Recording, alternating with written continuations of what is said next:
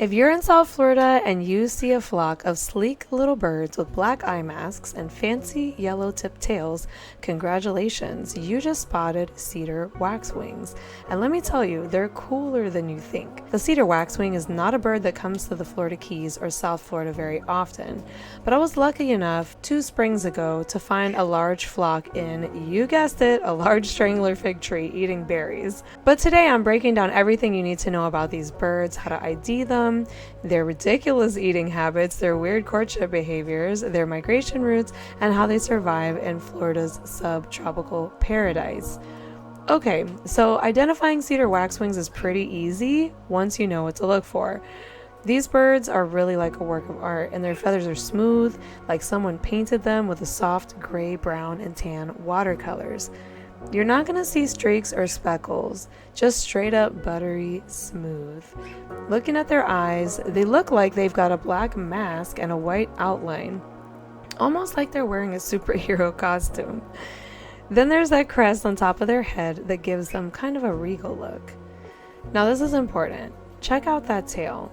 It's tipped with bright yellow. It looks like it's been dipped in paint. If you're lucky, you might even notice a little red waxy tips on their wings. When I saw them, I did get to see that. That's where they get the name waxwing. Not all of them have the red tips, but when you see them, it's like, yep, that's a waxwing. These birds don't really look like any other birds, so the first time I saw one, I knew exactly what it was. Also keep an ear out because they don't generally sing. Instead, they make this high-pitched buzzy sound that's easy to miss. If you're in a quiet spot and you hear that weird little buzz, look up. They're probably chilling in the branches. So cedar waxwings are not Florida year-round residents. They're what we call nomadic. Basically, they go wherever the food is. In spring, when they're migrating back north to their breeding grounds, a bunch of them make pit stops here in South Florida. Why though?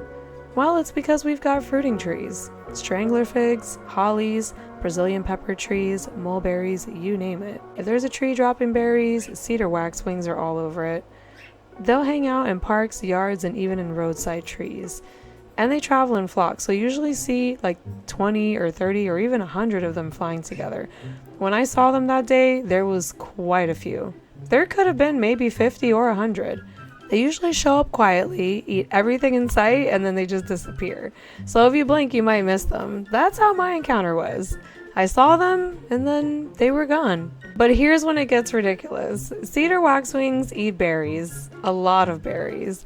And when I say a lot, I mean it's 90% of their diet. They don't nibble, and they don't chew.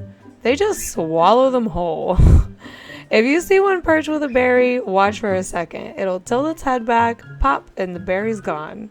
Sometimes the berries are huge, and you're like, how did that even fit in there? And this is hilarious.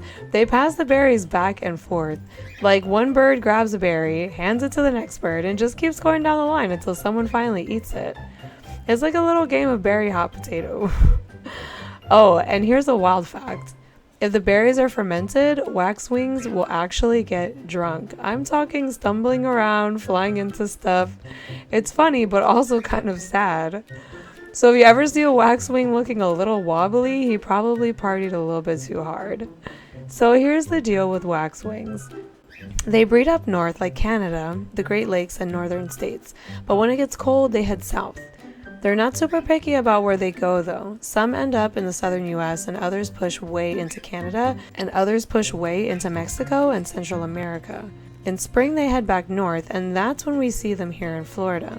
It's like a pit stop for food before the long flight home. And because they're nomadic, they don't follow strict migration routes like other birds. They just kind of wander wherever the fruit is.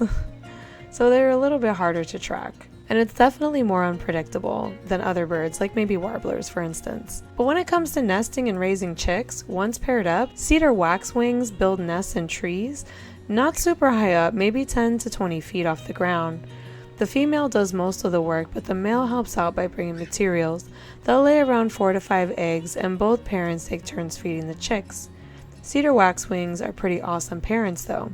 And they sometimes raise 2 broods in one season if the food supply is pretty good. So if you're wondering how to help cedar waxwings and how to help with conservation, even though they're doing pretty good population-wise, they still can run into problems. Window strikes are a big one, not only for cedar waxwings but other birds, because they don't always see the glass. And habitat loss is also another, for many birds, right? So if there aren't enough fruiting trees, they'll lose their food source.